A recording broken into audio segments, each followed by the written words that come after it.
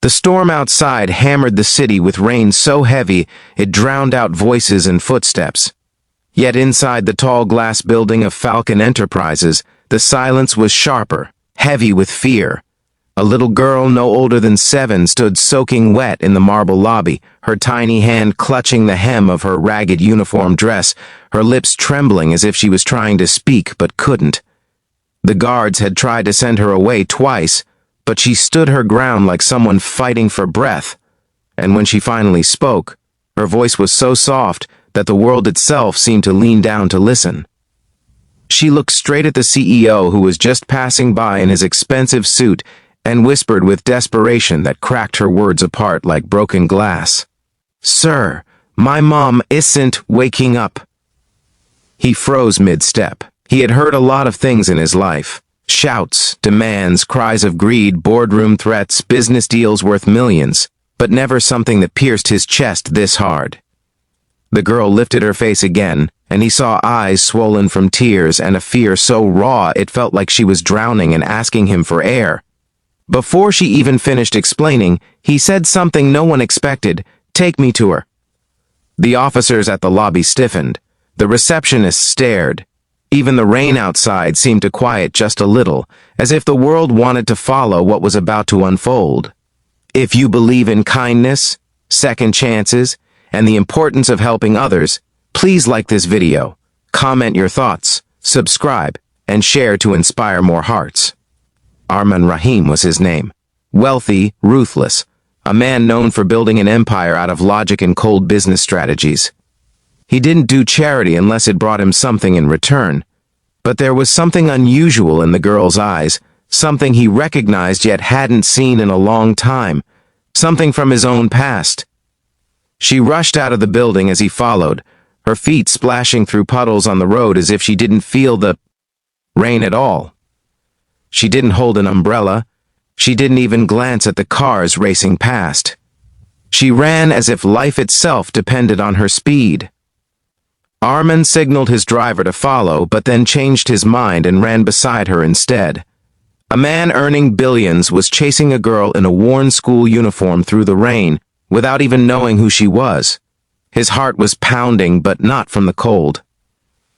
They led him through a slum street at the city's edge, where electricity was scarce and roofs were patched with rusted metal sheets. The rain leaked through broken ceilings, turning floors into muddy patches. Children huddled under makeshift shelters, stray dogs curled up under crates, and small homes smelled of humidity and hunger.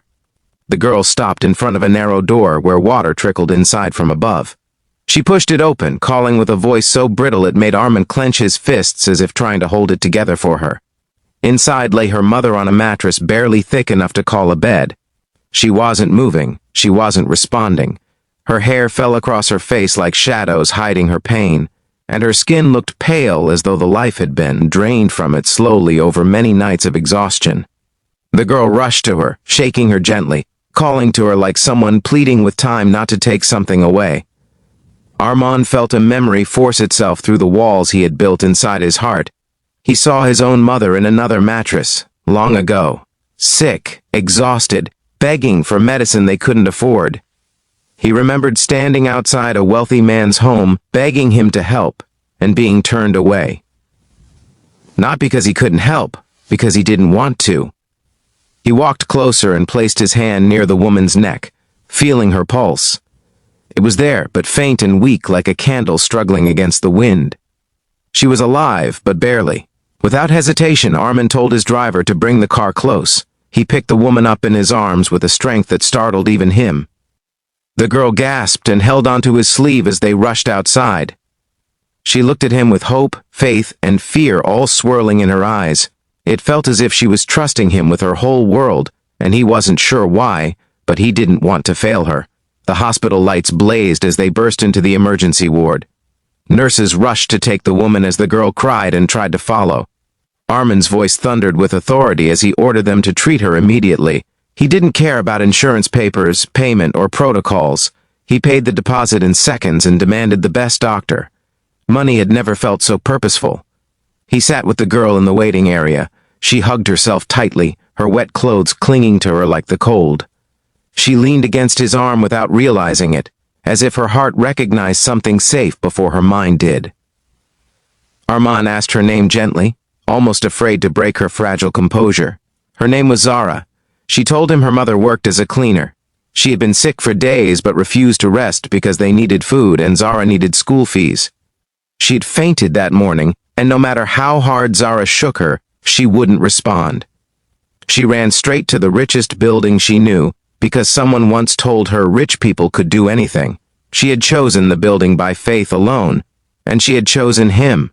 Hours passed, filled with anxious pacing, silent prayers, and Zara pressing her forehead against the cold glass window, whispering that she didn't want to lose the only person she had. Armand stood beside her like a man guarding something more precious than gold. The doctor finally came out and said her mother would survive, but she needed treatment, rest, and medicines they could never afford. Zara broke down in relief, sobbing so hard that her little body shook. Armand didn't know when his own eyes had begun to sting. He placed a hand on her head, awkward but sincere. Over the next days, Armand paid for every medical necessity. He arranged better clothes for Zara, stocked their home with groceries, and made sure her mother had a caregiver. Zara followed him everywhere, seeing him as more than a wealthy stranger, more than a CEO. He had become a lifeline. But something was changing on his side, too. He found himself visiting the hospital daily, watching over a woman he didn't know yet felt deeply connected to. Her name was Meher. She had once been an aspiring teacher, but life swallowed her dreams when her husband abandoned her. She never begged, never complained, only worked, endured, and loved her daughter fiercely. When she finally woke up and met him, she cried, not out of weakness, but out of gratitude so profound it made Armand look away just to keep from breaking down. She tried to thank him, but her voice cracked, and for the first time he said something without hiding behind power or pride. He told her to rest, and that everything else was taken care of. Over the weeks that followed, Zara's laughter started filling that tiny home like sunshine. Meher regained strength, though she still worried about the future.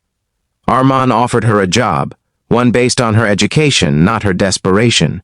She would teach underprivileged children at a community school he would fund. She refused at first, not wanting charity. He told her it wasn't charity, it was respect.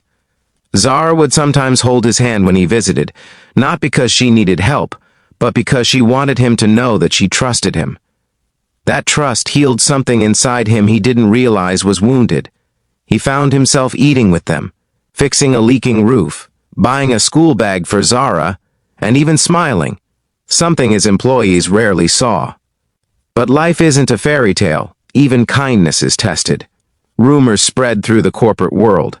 Some accused him of using charity to build his image. Investors questioned why he spent so much time away from business. Board members feared the slum project would drain profits. Armand faced pressure to back out, to leave the community initiative and cut ties.